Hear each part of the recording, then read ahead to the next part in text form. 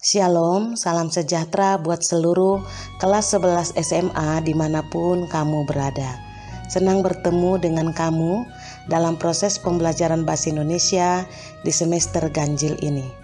Nah, berhubung pembelajaran ini masih dilakukan secara daring, maka harapan Ibu kepada kamu semua agar tetap menjaga kesehatan, tetap mengikuti protokol kesehatan yang dianjurkan oleh pemerintah, dan tetaplah semangat dan menjadikan pembelajaran ini pembelajaran yang bermakna.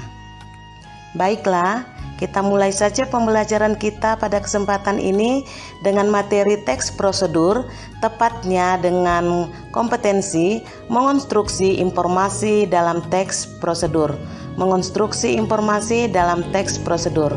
Tentunya ketika kita mengonstruksi informasi dalam teks prosedur, kita harus mampu menunjukkan pernyataan umum dalam suatu kegiatan. Kemudian kita juga harus mampu menuliskan tahapan-tahapan sebagai prosedur melakukan suatu kegiatan. Itulah kegiatan yang akan kita laksanakan dalam mengonstruksi informasi dalam teks prosedur. Agar kita paham mengonstruksi teks prosedur, maka tentu saja kita harus mengerti apa itu teks prosedur. Ya, apa itu teks prosedur?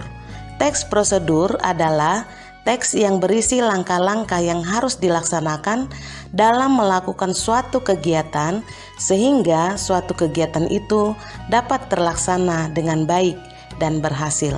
Jadi kata kuncinya adalah langkah-langkah. Dan langkah-langkah inilah yang akan menjadi tahapan-tahapan dalam prosedur. Berikutnya kita juga harus tahu fungsi teks prosedur tersebut. Fungsi teks prosedur adalah untuk menjelaskan langkah-langkah apa saja yang harus kita lakukan dalam suatu kegiatan agar kegiatan terlaksana dengan baik. Maksudnya di situ, bila kita melakukan prosedur itu, maka tentu kegiatan kita itu terlaksana dengan baik. Selanjutnya, kita juga harus mengetahui bagaimanakah struktur teks prosedur atau apakah struktur teks prosedur. Nah, struktur teks prosedur terdiri dari yang pertama, tujuan. Tujuan merupakan pengantar suatu topik yang akan dijelaskan dalam teks. Nomor 2, langkah-langkah. Langkah-langkah berupa perincian petunjuk yang disarankan kepada pembaca terkait dengan topik yang ditentukan. Nomor 3, penegasan ulang. Penegasan ulang berupa harapan atau manfaat apabila petunjuk-petunjuk itu dijalankan dengan baik. Inilah struktur teks prosedur. Nah, sekarang coba kita perhatikan contoh teks prosedur yang ada dalam tayangan video ini. Atau kamu boleh buka buku kamu halaman 18, buku Bahasa Indonesia kelas 11 yang dikeluarkan oleh Kementerian Pendidikan dan Kebudayaan edisi revisi 2017. Nah, sekarang perhatikanlah buku halaman 18 yang dikeluarkan oleh Kementerian Pendidikan dan Kebudayaan untuk kelas 11 tersebut ya. Atau kamu boleh lihat dalam tayangan video ini. Kita lihat dengan judul Kiat Menata Rambut Pendek. Kiat menata rambut pendek, itulah judul dari teks prosedur tersebut. Kamu perhatikan dulu paragraf yang pertama. Gaya rambut bob pendek kini mulai disukai lagi.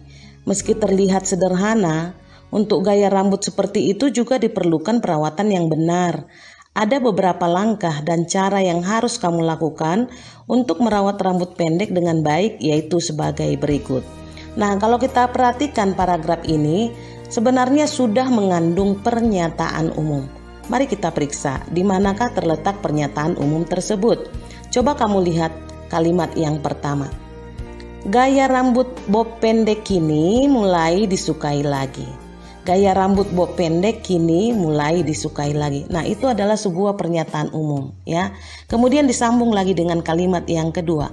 Meski terlihat sederhana, untuk gaya rambut seperti itu juga diperlukan perawatan yang benar.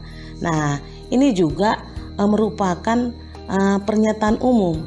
Artinya, walaupun kalimat ini adalah kalimat sambungan, tetapi ini juga merupakan pernyataan umum. Secara tersirat dikatakan di sana bahwa rambut pendek memerlukan perawatan yang benar.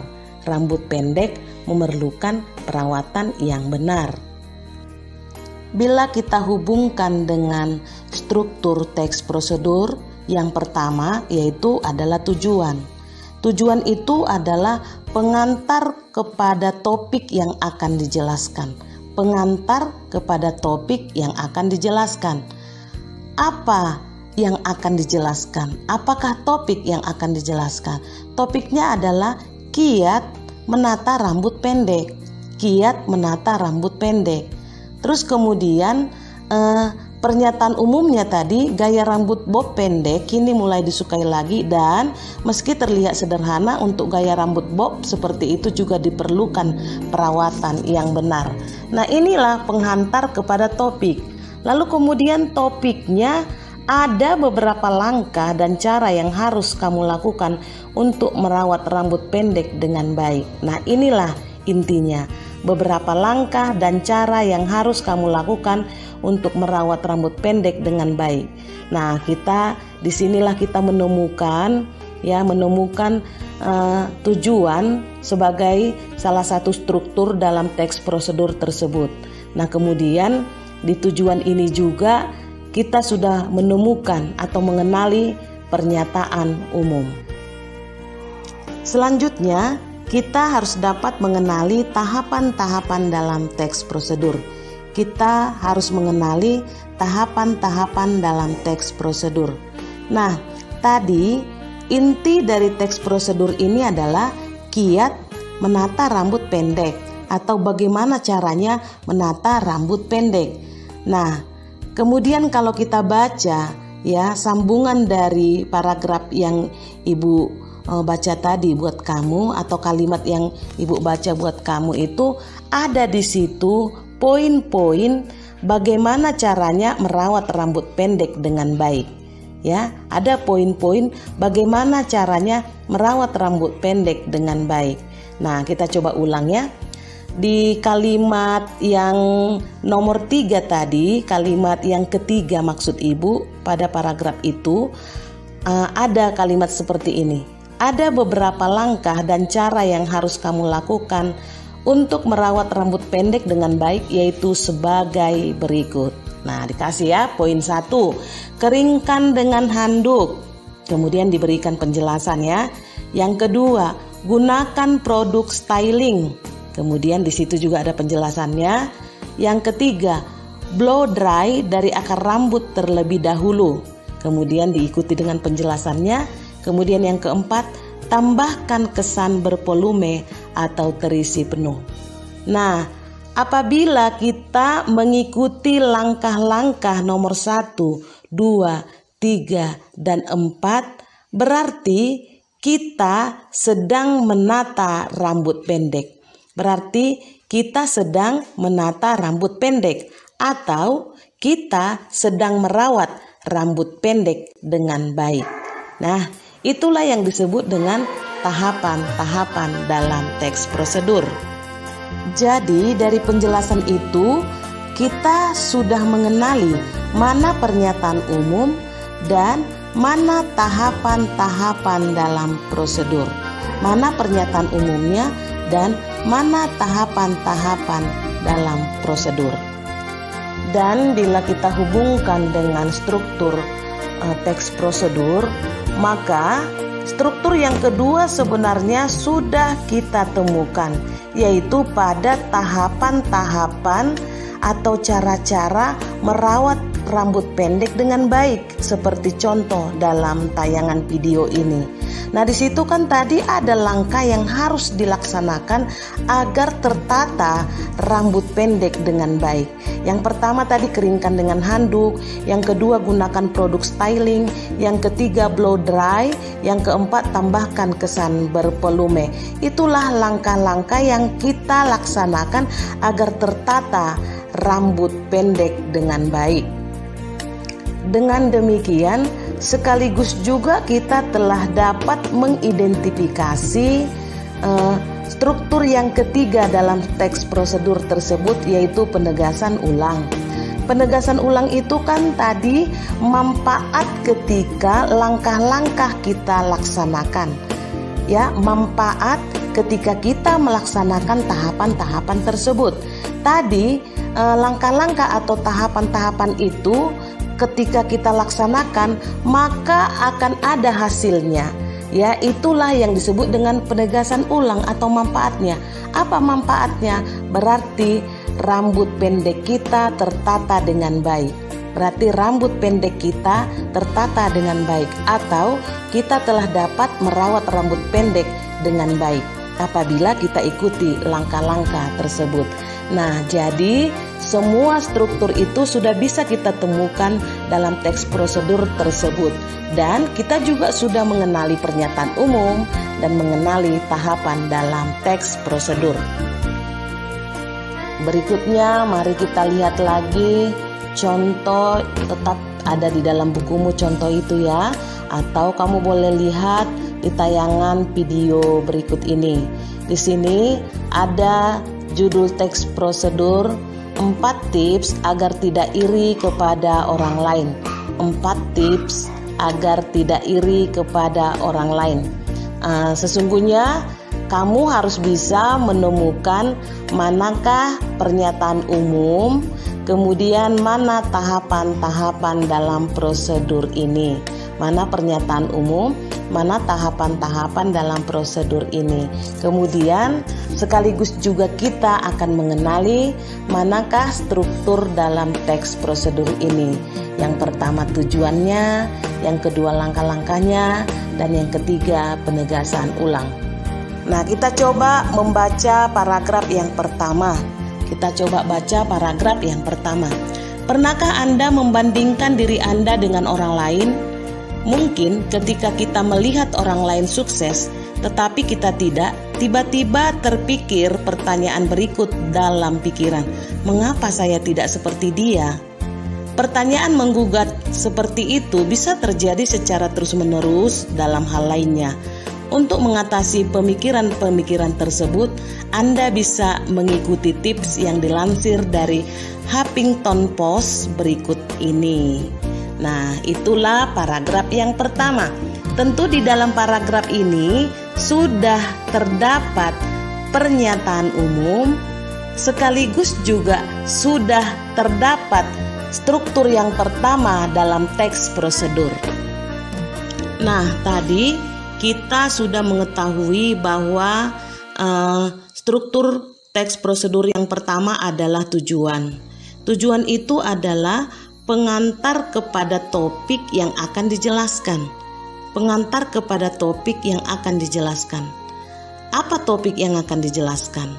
Topik yang akan dijelaskan adalah mengatasi pemikiran-pemikiran atau pertanyaan yang ada di dalam benak kita, mengapa saya tidak seperti dia. Itu ya. Jadi tujuannya adalah agar kita bisa mengatasi pemikiran-pemikiran yang muncul di dalam benak kita ketika kita melihat orang lain sukses, sementara kita tidak sukses. Maka ada satu pertanyaan di dalam benak kita, mengapa saya tidak seperti dia.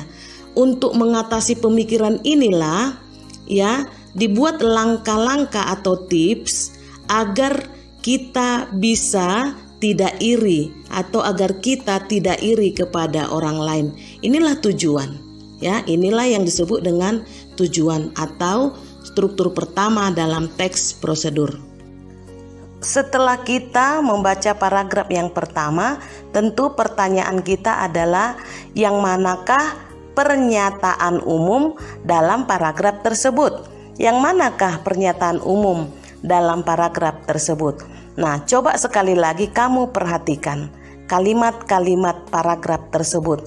Di situ tadi tertulis ketika kita melihat orang lain sukses tetapi kita tidak, tiba-tiba terpikir pertanyaan berikut dalam pikiran, mengapa saya tidak seperti dia? Nah, inilah pertanyaan menggugat yang mungkin terus-menerus muncul dalam hal lainnya ya, dalam hal lainnya. Ini sebenarnya sudah mengandung pernyataan umum, yakni bahwa apabila kita melihat orang lain sukses tetapi kita tidak, maka muncul dalam pemikiran kita sebuah pertanyaan yang menyatakan mengapa saya tidak seperti dia. Itulah pernyataan umumnya. Selanjutnya, hal yang harus kita lakukan adalah mengenali tahapan-tahapan dalam teks prosedur. Ya, mengenali tahapan-tahapan dalam teks prosedur terkhusus pada contoh yang ada di dalam tayangan video ini. Nah, yang pertama tahapannya adalah kenali diri sendiri. Yang kedua adalah setiap orang memiliki kelebihan masing-masing. Yang ketiga, yang penting makna bukan pengakuan. Dan yang keempat adalah meniru orang berhasil. Nah, mulai dari tahap 1, 2, 3, dan 4, apabila kita laksanakan tentu ada manfaatnya, yakni kita tidak iri terhadap keberhasilan orang lain. Otomatis ketika kita mengetahui dan bisa mengidentifikasi tahapan-tahapan dalam teks prosedur ini, maka kita juga sekaligus mengetahui manfaat ataupun penegasan ulang dalam teks prosedur tersebut. Itu ya. Karena tadi apabila tahapan itu kita laksanakan, maka tentu ada manfaatnya. Manfaatnya itulah yang disebut dengan penegasan ulang. Nah, dengan menganalisis contoh yang kedua ini, Ibu berharap kalian sudah semakin mahir atau paham untuk mengenali struktur teks prosedur dan untuk mengenali manakah yang disebut dengan pernyataan umum dan manakah yang disebut dengan tahapan-tahapan. Otomatis apabila kita mengetahui pernyataan umum dalam sebuah teks prosedur dan mengetahui tahapan-tahapan dalam prosedur, maka tentu kita sudah mengenali struktur teks prosedur tersebut. Demikianlah pembelajaran kita pada kelas 11, pembelajaran yang pertama dalam bahasa Indonesia, yakni materi ajar teks prosedur.